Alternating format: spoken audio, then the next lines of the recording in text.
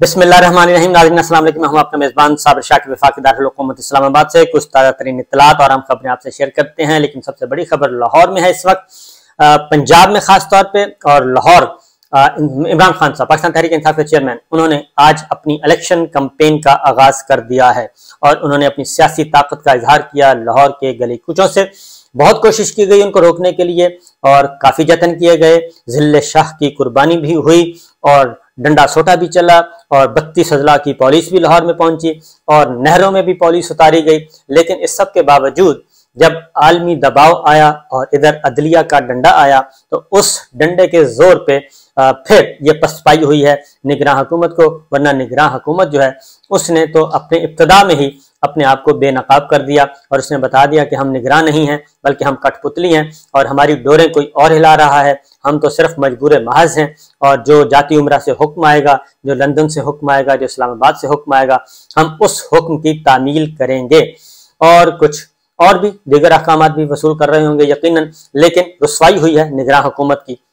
और वो लोग भी चीख उठे जो बिल्कुल अपने आप को समझते थे कि मुस्लिम लीग नवाज के वो तरफदार हैं और इमरान खान साहब के सख्त मुखालिफ, वो भी मैदान में आ गए और उन्होंने कहा कि ये कैसी निगरान हुकूमत है जो दफा 144 नाफिज करके पंजाब भर में इलेक्शन करवाना चाहती है और जो एक ही जमात को टारगेट कर रही है, एक ही जमात के कारकुनों को, एक ही जमात के लीडर को।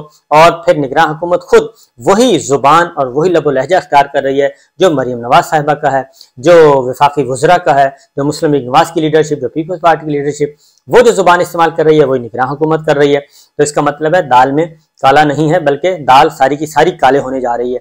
तो बहरहाल इसकी जो शिद्दत और हिद्दत और ये जो कुछ जुल्म सितम हो रहा था, इसकी आवाजें फिर पहुंची अमेरिका तक और वहां के फिर पार्लियामेंटेरियंस जो है वो मैदान में उतरे। अमेरिकी कांग्रेस के रुकन, उन्होंने भी एक पूरी तफसीली स्टेटमेंट जारी की और उसमें जो कुछ मीडिया के साथ हो रहा है, एयरवाई के साथ, अरशद शरीफ साहब के साथ हुआ, वो सारे के सारे मामला दोबारा उठाए। आज भी शुएब शेख जो है बोल न्यूज के मालिक, उनको जिस तरीके से पहले 3 दिन का रिमांड था, अब 2 दिन का और रिमांड, और उनको चादर डाल के और हथकड़ियां लगा के जिस बेरहमाना तरीके से उनको अदालत लाया जाता है, तो उनसे भी कोई इंतकाम दिया जा रहा है और उनको भी सबक सिखाने की बात की जा रही है। और दरअसल तमाम मीडिया ओनर्स को मैसेज दिया जाता है कि देखें जी हमारी ये ताकत है। तो आप अंदाजा करें कि एक साल की ये कुव्वत, यानी कि रिजीम चेंज के बाद इनको इक़्तिदार मिला और चंद महीने की और चंद हफ्तों की ये हुकूमत बाकी है और चंद हफ्तों की हुकूमत के बावजूद ये इतना ज़्यादा कर रहे हैं, अपनी फ़िरौनियत और यजीदियत जो है वो सामने लेके आ रहे हैं। फाशिस्ट हुकूमत इसी को कहते हैं। बहरहाल आज इमरान खान साहब सड़कों पे निकल रहे हैं। आज उन्होंने अपनी रैली की, बहुत ज़्यादा सिक्योरिटी के सख्त तरीन इंतजाम भी थे और साथ ही साथ इस रैली को महदूद से महदूद करने के लिए, ताकि लोग कम से कम पहुंचे, कम से कम अप्रोच हो, पाकिस्तान लाहौर के शहरी जो हैं वो अपने गुस्से का इजहार कर सकें, अपने लीडर के साथ इजहारी यकजहती कर सकें। तो इन्होंने तमाम दाखिली रास्ते बंद किए हुए थे। उस रैली को आने वाले तमाम दाखिली रास्ते, राब्ता सड़कें, गली मोहल्ले की सड़कें कंटेनर लगा के बंद कर दिया कि बस कोई और ना आए, ताकि ऐसा लगे कि कोई बहुत ज्यादा लोग नहीं आए। लेकिन इसके बावजूद हजारों लाखों लोग जो हैं वो मौजूद थे लाहौर की गलियों में, सड़कों पे, और दाता दरबार गए और इमरान खान साहब ने सख्त हिफाजती इंतजामात में खिताब किया। और चूंकि उनकी जिंदगी को शदीद तरीन खतरा लाहक है और बिल्कुल क्योंकि माजी में इतने हमारे बदकिस्मती से कत्ल हो चुके हैं, सियासी कत्ल के हर तरीकाकार मौजूद है। शहीद लियाकत अली खान, उनको गोली मार के कत्ल किया गया था, शहीद किया गया था और वो इमरान खान साहब के साथ हो चुका है वो मामला। उनको भी गोली मारने की कोशिश की, गोलियां लगी भी उनको, लेकिन अल्लाह ताला ने महफूज किया। फिर हमारा जुल्फ़िकार अली भुट्टो साहब का मॉडल है, उनको फांसी दी गई, सजाए मौत, और वो भी एक झूठे मुकदमे में, यानी कि एक ऐसे मुकदमे में जिसमें ज्यादा से ज्यादा सजा जो है 4-5 साल कैद बनती थी, लेकिन उनको सजाए मौत दे दी गई। और उसके बाद अगली जो मॉडल है जी वो परवेज मुशर्रफ साहब को जैसे खुदकुश धमाके हुए, फिर मोहतरमा बेनज़ीर भुट्टो, उनको जिस तरीके से शहीद किया गया। तो इस तरीके से ये सारी चीजें बदकिस्मती से ये सारे मॉडल जो हैं वो मौजूद हैं हमारे पास केस स्टडी के लिए। तो इसलिए इमरान खान साहब आज नहीं निकले गाड़ी से और एक्सपोज अपने आप को नहीं किया, बहुत अच्छा किया और अंदर बैठ के उन्होंने खिताब किया।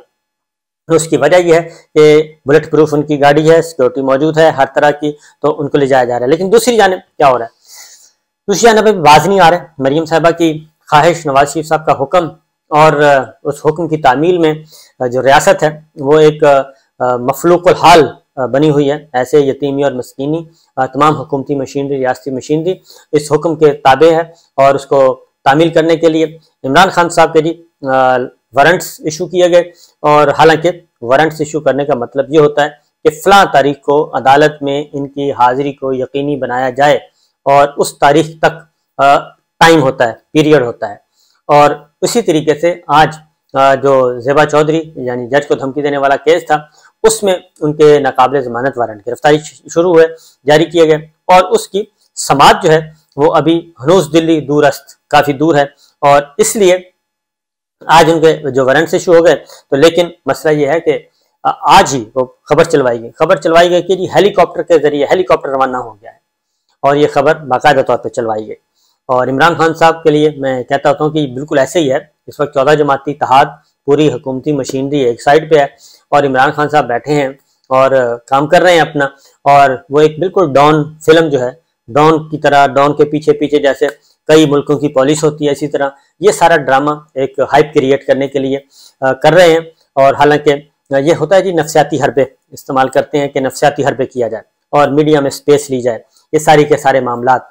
जबकि हकीकत यह है कि एक केस प्रोसीडिंग्स चल रही हैं और अदालतों का मामला है, इसमें वो हो जाएगा जो करना हुआ। लेकिन यहाँ पे पुलिस भी इसकी पार्ट एंड पार्सल बनी हुई है और वो बाकायदा तौर पर बुलेटिन जारी करती है। जबकि दूसरी जानिब एक तरफ इमरान खान साहब के साथ ये है, दूसरी तरफ मरीम साहबा भी उसकी कॉपी कर रही हैं इमरान खान साहब की। और उन्होंने भी अब यूथ को, कॉलेज के स्टूडेंट्स को, उनको एड्रेस किया है आज उन्होंने। और यूथ के उनको ताकत का अंदाज़ा हो गया है। तो ये वही यूथ है जिनको पिछले 5 साल से यूथिया का लक़ब दिया गया है और ये वही यूथ है जिसकी वजह से आज पूरी की पूरी जो जागीरें हैं, सियासी जागीरें, वो हाथ से निकल चुकी हैं। सियासी जागीरें जो कई खानवादों की थी वो हाथ से निकल चुकी हैं और यूथ इस वक्त, नौजवान नस्ल, वो मैदान में आई हुई है और वो जो रवायती सियासतदानों को वो मुस्तरद कर चुकी है और अब इमरान खान साहब के साथ है। अब इनको ख्याल आया कि नहीं, ये यूथ को एड्रेस करना चाहिए, तो अब वो उस तरफ जा रहे हैं। लेकिन मेरा ख्याल है कि वक्त बहुत गुजर चुका है और बहुत देर कर दी है हुजूर आते आते, क्योंकि वोट को इज्जत दो का नारा लगाया, लेकिन वोट को इज्जत दो का जब वक्त आया तो उस वक्त इन्होंने कमर जावेद बाजवा साहब से डील की और डील करके इक़्तिदार हासिल किया और इक़्तिदार हासिल करके सबसे पहला काम किया NRO 2 पे अमल दरामद, तमाम मुकदमात ख़त्म करवाए और अभी भी मज़ीद मुकदमात ख़त्म करवाने की कोशिश की जा रही है। लेकिन सूरत हाल इनके कंट्रोल में नहीं है। उसकी वजह यह है, इकॉनमी बद से बदतर होती जा रही है। सूरत हाल महंगाई की 43% तक पहुंच चुकी है महंगाई, यानी आपके पास जो 100 रुपया था वो कम होके वो 60 रुपये से भी कम रह गया, वो 57 रुपया रह गया। 100 रुपये वाला 100 रुपये जो है वो 57 पे आ गया है। इतनी महंगाई हो गई है। जो चीज़ आपको 100 रुपये की मिलती थी वो अब मिलती है 143 रुपये की। तो ये सिचुएशन इस वक्त डेवलप हो चुकी है।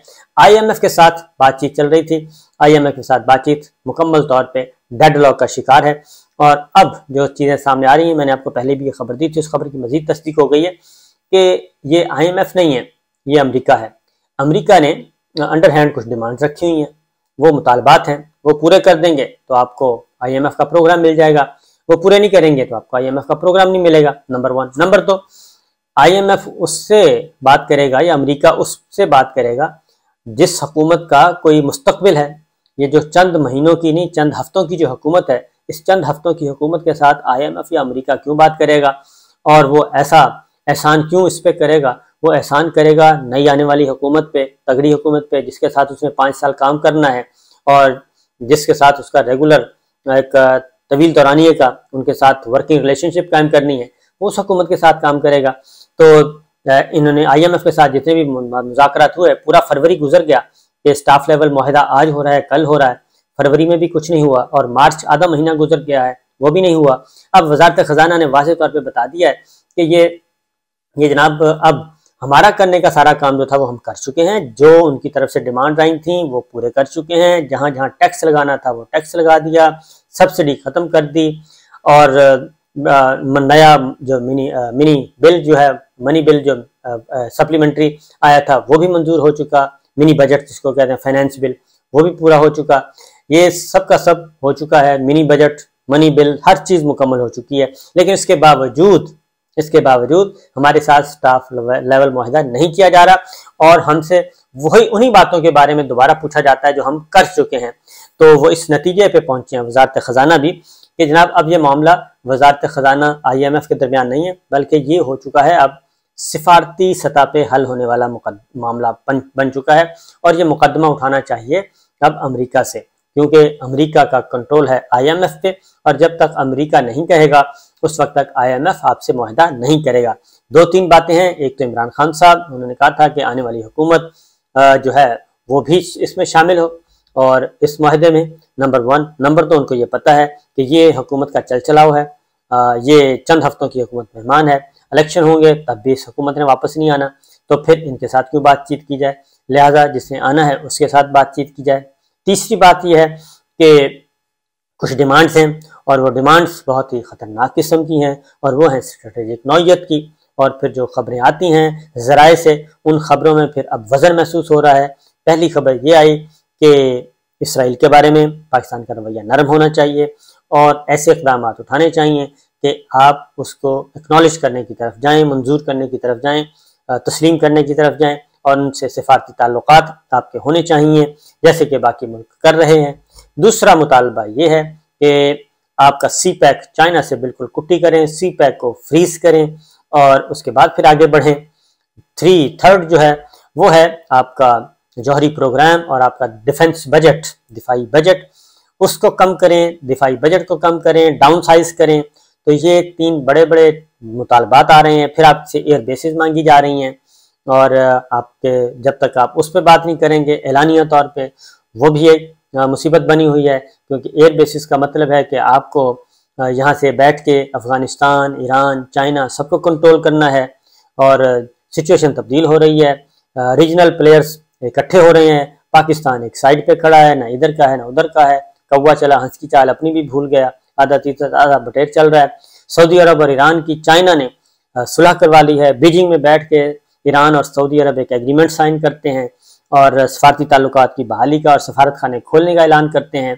तो इतने बड़ी बड़ी डेवलपमेंट्स हो रही हैं और हम लौट पीछे की तरफ है गर्दिश अयाम तू, और हमने एक फर्द वाहिद ने जो कुछ गंद घोला ड्राइंग रूम में बैठ के, उस फर्द वाहिद की जो गंद घोलने की सजा है वो पाकिस्तान भुगत रहा है, पाकिस्तान के अवाम भुगत रहे हैं, पाकिस्तान की सालमियत भुगत रही है और पाकिस्तान की मुसल्लह अफवाज भी भुगत रही हैं और उस फर्द वाहिद का नाम है कमर जावेद बाजवा। तो जो बंद कमरों में बैठ के ये सारी बातें किया करते थे कि हमें ये भी कर लेना चाहिए, ये भी करना चाहिए, मैं अक्ल कुल हूँ, मुझे सारा पता है, मेरा सियासत का 40 साल का तजर्बा है, सियासतदानों को कुछ नहीं आता, मैं ईरान के साथ भी राब्ते में हूँ, मैं चाइना के साथ भी हूँ, मैं अमेरिका के साथ भी हूँ, मैं सऊदी अरब के साथ भी हूँ, मैं अफगानिस्तान के साथ भी हूँ, मैं इंडिया के साथ भी हूँ, मैं पूरी दुनिया के साथ राब्ते में हूँ, तो मैं ही एक फर्द वाहिद हूँ, मैं ही अक्ल कुल हूँ। और उस अक्ल कुल ने ये इतना बर्बाद कर दिया है कि अब हम सब भुगत रहे हैं। इजाज़त दीजिए, अल्लाह हाफिज़।